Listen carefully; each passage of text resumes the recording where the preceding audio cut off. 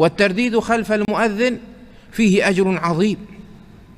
فعن عمر رضي الله عنه قال: قال رسول الله صلى الله عليه وسلم: إذا قال المؤذن الله أكبر الله أكبر، فقال أحدكم الله أكبر الله أكبر، ثم قال أشهد أن لا إله إلا الله، قال أشهد أن لا إله إلا الله، ثم قال أشهد أن محمدا رسول الله، قال أشهد أن محمدا رسول الله، ثم قال حي على الصلاة، قال لا حول ولا قوة إلا بالله، ثم قال حي على الفلاح، قال لا حول ولا قوة إلا بالله، ثم قال الله أكبر الله أكبر، قال الله أكبر الله أكبر، ثم قال لا إله إلا الله، قال لا إله إلا الله من قلبه، دخل الجنة.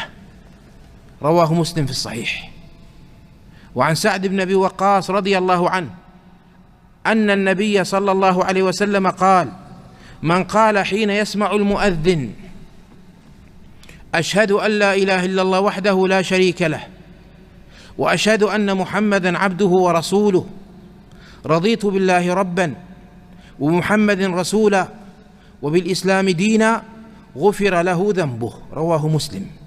وفي رواية: من قال حين يسمع المؤذن وأنا أشهد، وهذه تقال بعد تشهد المؤذن.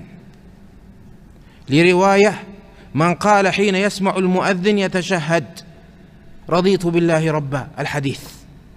وهذه رواها الطحاوي، هذه الزيادة في معاني الآثار. قال الألباني رحمه الله: وهذا سند صحيح رجاله كلهم ثقات.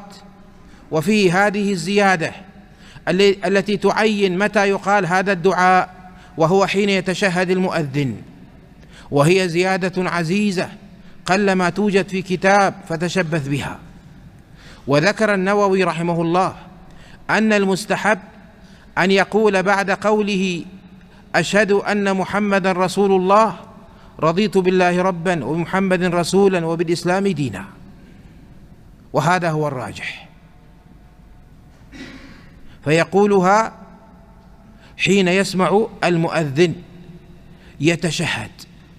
وعند أبي عوانة وابن أبي شيبة وابن ماجه: من قال إذا قال المؤذن أشهد أن لا إله إلا الله، رضيت بالله ربا وبالإسلام دينا ومحمد نبيا، غفر له ذنوبه أو ذنبه. وعند ابن خزيمة: من سمع المؤذن يتشهد فالتفت في وجهه أي جهته فقال أشهد أن لا إله إلا الله وحده لا شريك له، وأن محمدا رسول الله، رضيت بالله ربا بإسلام دينا، غفر له ما تقدم من ذنبه. قال الشيخ العثيمين رحمه الله: فهذه تقال إذا قال المؤذن أشهد أن لا إله إلا الله، أشهد أن محمدا رسول الله.